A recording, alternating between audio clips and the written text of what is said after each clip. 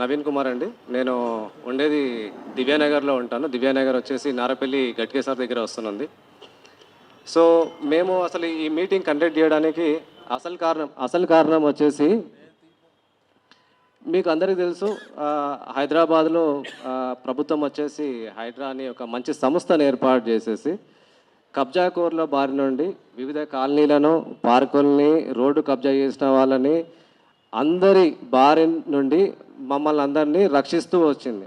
అటువంటి సంస్థ మీద కొంతమంది కబ్జాకోరులు వాళ్ళ డబ్బు బలంతో, రాజకీయ పలుకుబడితోటి హైడ్రా అనే ఒక సంస్థని ఏ విధంగా అంటే ప్రజల్లో ఒక వ్యతిరేకత తీసుకొస్తున్నారు వారి మీద. ఓకే, సో ఈ సంబంధంగా మనకి ఇప్పుడు హైడ్రా వల్ల ఎవరెవరైతే మన కబ్జాకోరుల వల్ల ఎవరెవరైతే బాధపడి వాళ్ళ వల్ల రిలీఫ్ పొందిన బాధితులు ఎవరెవరైతే ఉంటారో వాళ్ళందరినీ నేను పర్సనల్గా సంప్రదించి అందరినీ ఈ ప్రెస్ కాన్ఫరెన్స్కి తీసుకురావడం జరిగింది. ఓకే, ఇందులో వచ్చేసి హైదరాబాద్లోని చాలా కాలనీస్ నుండి చాలామంది సభ్యులు అండ్ పబ్లిక్ చాలామంది ఇబ్బందులు పడ్డ వాళ్ళు ఉన్నారు. హైడ్రా కూల్చివేతల తర్వాత కూడా, హైడ్రా క్లియర్ చేసిన తర్వాత కూడా మాకు రిలీఫ్ ఇచ్చినప్పటికీ కూడా ఈ కబ్జాదారులు ఏమాత్రం వెనక జరగకుండా మా పైన దాడులు చేయడం జరుగుతున్నది. కొంతమంది సభ్యుల మీద, ఆ సభ్యులతో నేను మాట్లాడడం జరిగింది. సో మనకంటూ ఒక రక్షణ కావాలి కాబట్టి, అండ్ మన ఎదురుగా ఉన్నటువంటి కబ్జాదారులు ఇటువంటి ప్రెస్ క్లబ్ని వాడుకొని ప్రజల్లోకి తప్పుడు ఇన్ఫర్మేషన్ని పాస్ చేస్తున్నారు. సో వీటన్నింటికి మనం సమాధానం ఇవ్వాల్సిన బాధ్యత మన మీద ఉంది. మనకు సహాయం చేసిన, మనకు చట్టపరంగా న్యాయం చేసిన ఒక సంస్థని వాళ్ళు అపాసుపాలు చేస్తున్నారు. కాబట్టి అసలు జరిగిన నిజమేంటి, వాళ్ళు మనకు చేసిన న్యాయం ఏంటి, దానివల్ల మనం ఏ విధంగా లబ్ధి పొందాము అనే విషయము ప్రజలందరికీ తెలవాలనే ఉద్దేశంతో ఈ ప్రెస్ కాన్ఫరెన్స్ అనేది ఏర్పాటు చేయడం జరిగింది. ఇక్కడ వచ్చేసి ఇప్పుడు మనకి దివ్యానగర్ మరియు కోహెడ కబ్జాకోర్ల బాధితులు, అమీన్పూర్ కబ్జాకోర్ల బాధితులు, నాగిరెడ్డి చెరువు రిలేటెడ్ బాధితులు, మరియు అలాగే ముత్తంగి బాధితులు, ముత్తంగిలోని కబ్జాకోర్ల బాధితులు, అలాగే బడంగ్పేటలోని కబ్జాకోర్ల బాధితులు, వాళ్ళ హైడ్రా వల్ల రిలీఫ్ అయిన వ్యక్తులందరినీ కూడా మనం ఒక దగ్గర చేర్చడం జరిగింది. సో వీళ్ళందరూ అసలు జరిగింది ఏంటి, మనకి ఏ విధంగా న్యాయం జరిగింది అనేది డీటెయిల్స్ అనేది 1 by 1 అందరూ ఇస్తారండి. సో నా తరపున నేను దివ్యానగర్ రిలేటెడ్ ఒక చిన్న బ్రీఫ్ ఇవ్వాలనుకుంటున్నాను. అసలు మాకు జరిగిన అన్యాయం ఏంటి, హైడ్రా మాకు ఏ విధంగా సహాయం చేసింది, సహాయం అని అంటే చట్ట ప్రకారంగా వాళ్ళ నుంచి మమ్మల్ని ఏ విధంగా కాపాడిందనే విషయం మేము మీకు తెలియజేయాలని అనుకుంటున్నాను. సో దివ్యానగర్లో వచ్చేసి 13 లేఅవుట్లు ఉంటాయండి. అందులో కొన్ని గ్రామ పంచాయతీ లేఅవుట్లు, కొన్ని హెచ్ఎండిఏ లేఅవుట్లు, కొన్ని హెచ్ఎండిఏ నామ్స్ ప్రకారం చేసిన లేఅవుట్లు ఉంటాయి. సో వాటిలోని ప్లాట్లు కొంతమంది నిమ్స్ ఉద్యోగులకి ప్లస్ సింగరేణి కార్మికులకి అది పే షీట్ రికవరీ బేస్ పైన వాళ్ళకి అమ్మడం జరిగింది.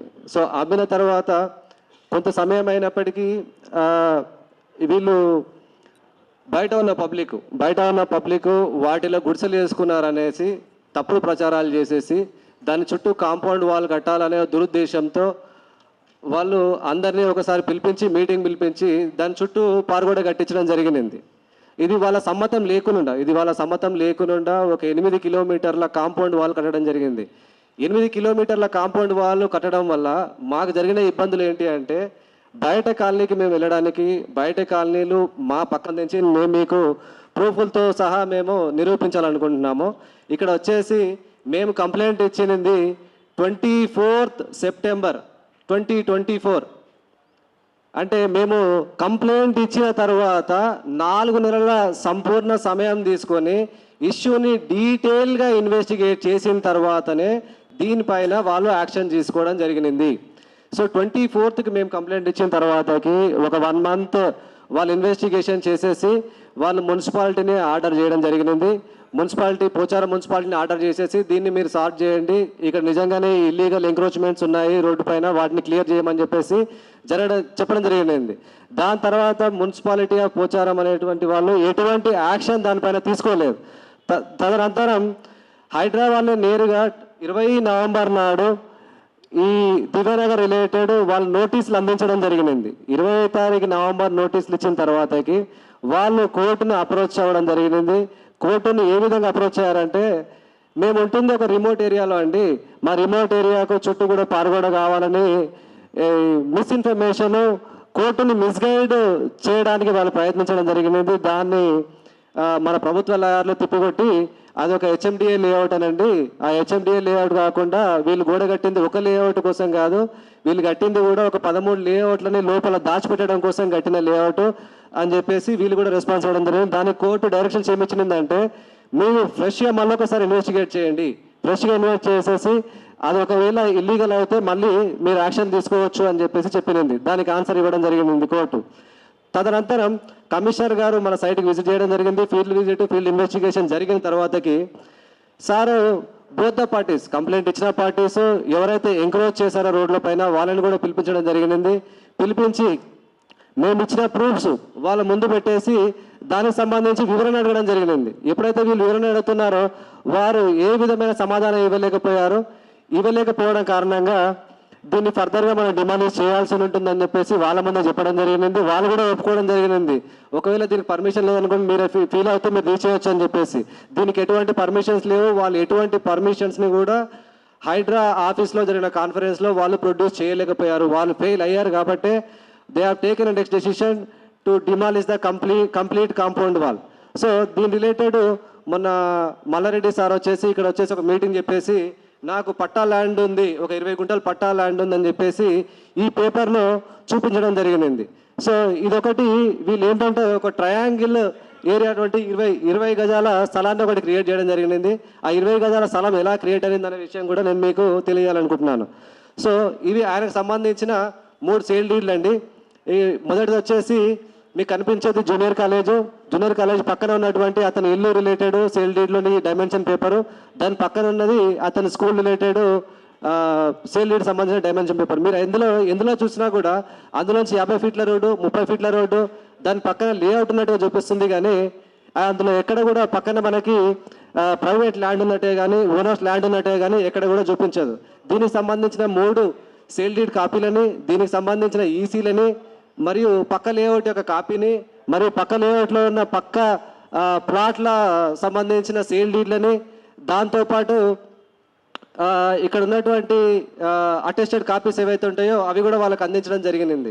సో ఇటువంటి మనము 9 ప్రూఫ్స్ మనము ప్రొడ్యూస్ చేయడం జరిగింది. వాళ్ళ తరఫున కేవలం ఏంటంటే ఒక 20 గుంటలు వాళ్ళు దౌర్జన్యంగా చేసుకున్నటువంటిది. ఏకశిల లేఅవుట్ అండి. చాలామంది మాట్లాడుతుంటారు, కొంతమంది రాజకీయ నాయకులు మాట్లాడతారు దీని ఒక కుక్కలు చింపిన విస్తరాకులు తయారు చేసిన అంటారు. అందులో కూడా ఇక్కడ మీరు చూసుకుని ఉంటుంటే నేను ఎల్లో కలర్ మార్క్ చేసిందనండి. అందులో నుంచి 50 ఫీట్ల రోడ్డు మనకు బయటకు ఉంటుంది, మన కాలనీకి వచ్చేది. ఇక్కడ ఒక సమోసా లాంటిది క్రియేట్ చేసినారు. ఈ లేఅవుట్ వచ్చేసి 1985లో అయిందండి. 1985లో ఈ లేఅవుట్ అయినప్పుడు ఈయనకి 2001లో లంసమ్ ల్యాండ్ ఏ విధంగా రిజిస్టర్ అయినది. ఇతను రిజిస్టర్ చేసుకోవాలని అనుకుంటే కేవలం ఒక ప్లాట్లని మాత్రమే రిజిస్టర్ చేసుకోవచ్చు. కానీ ఇతను లంసమ్ ల్యాండ్ రిజిస్టర్ చేసుకున్నాడు.